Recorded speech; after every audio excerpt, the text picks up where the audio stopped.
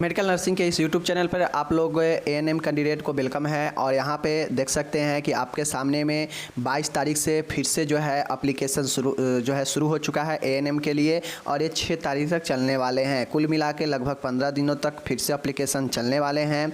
तो जो लोग अप्लाई करने वाले हैं उनके लिए एक नोटिफिकेशन अलग से जारी किया गया है इस वैकेंसी के रिगार्डिंग।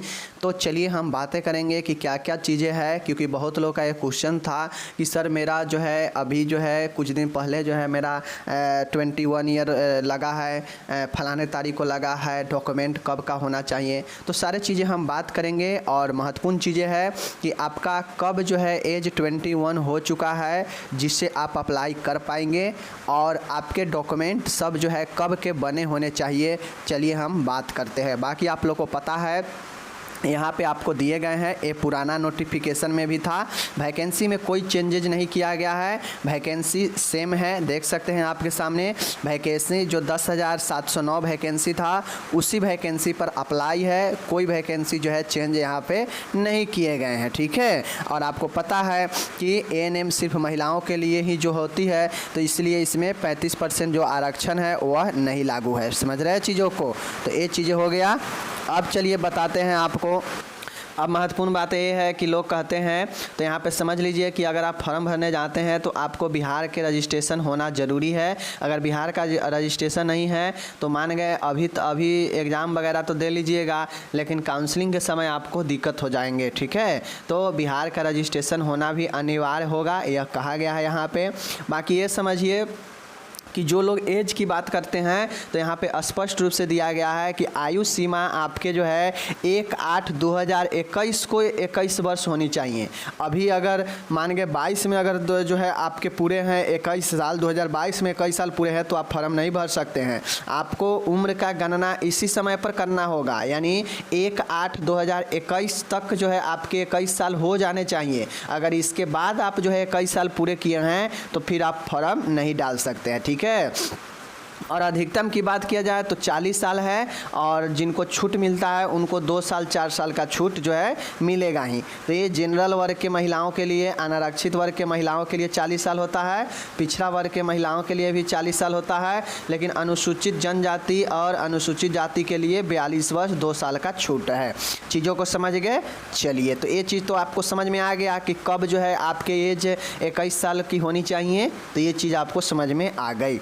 फिर से एक बार और बता देते हैं, चयन प्रक्रिया क्या होगा। कंप्यूटर बेस्ड होगा प्रथम चरण में, और द्वितीय चरण में जो है मेरिट बनेगा, और तृतीय चरण में जो है आपके काउंसलिंग होंगे। तो ये होगा कंप्यूटर बेस्ड होगा। टोटल प्रश्न ऑब्जेक्टिव होंगे, कुल 100 प्रश्न होंगे, 100 अंक के होंगे, 2 घंटे के समय होंगे, और कुल अंक 100 होंगे, ठीक है।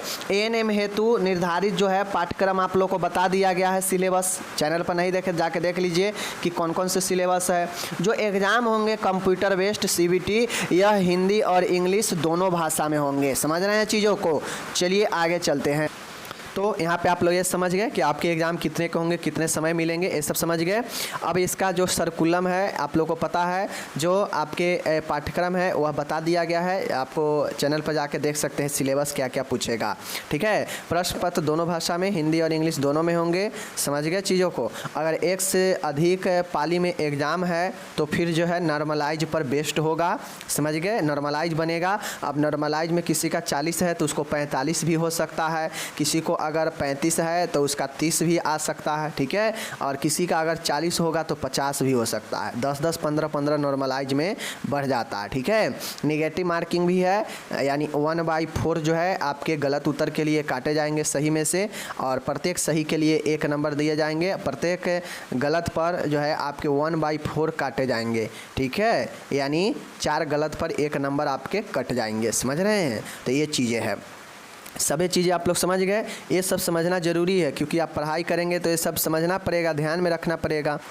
बाकी ये सब आप लोग को बता ही चुके हैं कि 100 नंबर के जो एग्ज़ाम होंगे 100 मार्क्स के, उसमें 0.6 से गुना करके 60 अंक रखा गया है। अगर कोई भी स्टूडेंट जो है 80 नंबर लाता है तो उसको 0.6 से गुना करेगा, यानी उसको 60 में 48 नंबर ये हो जाएगा मेरिट बनने के लिए, ठीक है। अगर उच्चतर शिक्षा लिया है तो 10 या 15 नंबर उसको ये मिल जाएगा, और एक्सपीरियंस जितना साल के होगा तो उसमें ऐड होगा, फिर उसका जो है मेरिट बनेगा। समझ गए चीज़ों को।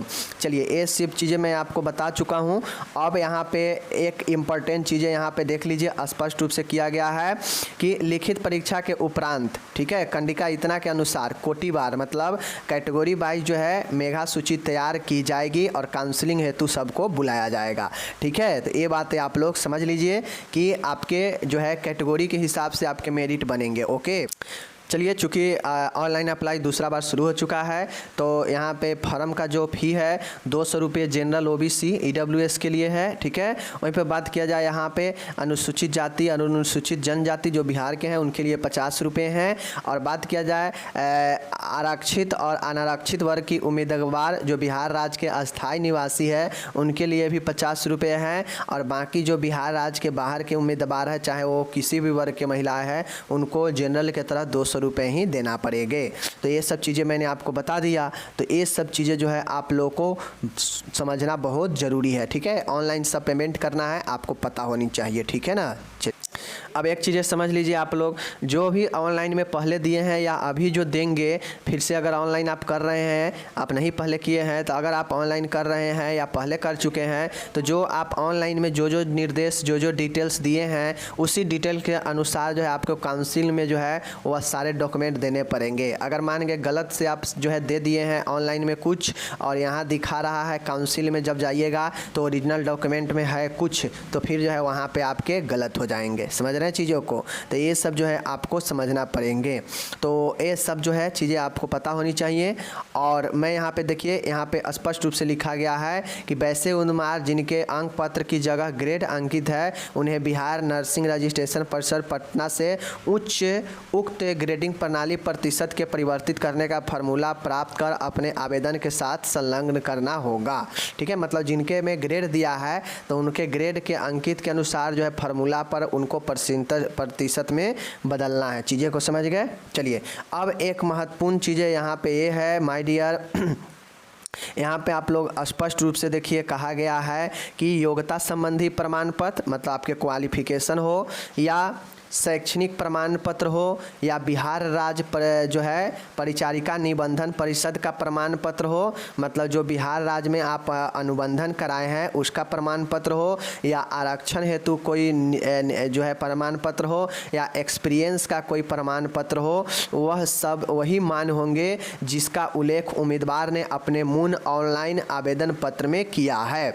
मतलब उक्त संबंधी प्रमाण पत्रों के निर्गत होने की तिथि 1/9/2022 के पूर्व का होना आवश्यक है। अब एक बात समझ लीजिए, आप कोई भी प्रमाण पत्र, चाहे आप बिहार रजिस्ट्रेशन का, आप बिहार में ANM के रजिस्ट्रेशन का लगाते हैं, या अनुभव प्रमाण पत्र है, या आपके पढ़ाई का कोई भी योग्यता का प्रमाण पत्र है, वह सब के सब 1/9/2022 के पहले की होनी चाहिए। मतलब इससे पहले आप ANM पास कर चुके हैं, क्लियर हो चुका है सब चीज़, अनुभव इससे पहले का जो है मान्य होगा, ठीक है।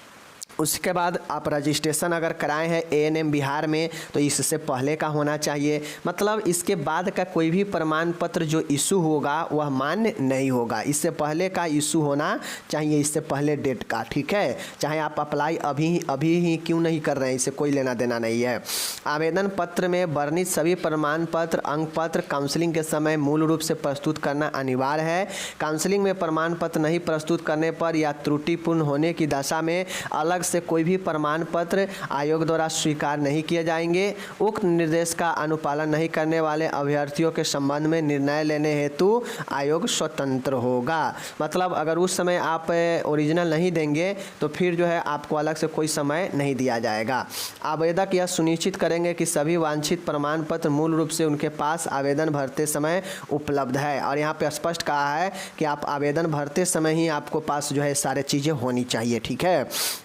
तो ये सारे जो इम्पोर्टेंट था मैंने बता दिया और स्पष्ट रूप से यहाँ पे कह दिया है कि अगर आप एक बार गलत कर लेते हैं, अगर आप रजिस्ट्रेशन वगैरह फॉर्म वगैरह में एक बार आप गलत कर लीजिएगा तो दोबारा सुधार का कोई जो है आपको मौका यहाँ पे नहीं मिलने वाला है अब की बार। तो जो भी चीज़ें आप फॉर्म फिल करें बिल्कुल ध्यान से करें, बिल्कुल अच्छे से करें, ताकि आपको जो है आगे सुधार का कोई चांस ही ना रहे, ठीक है ना।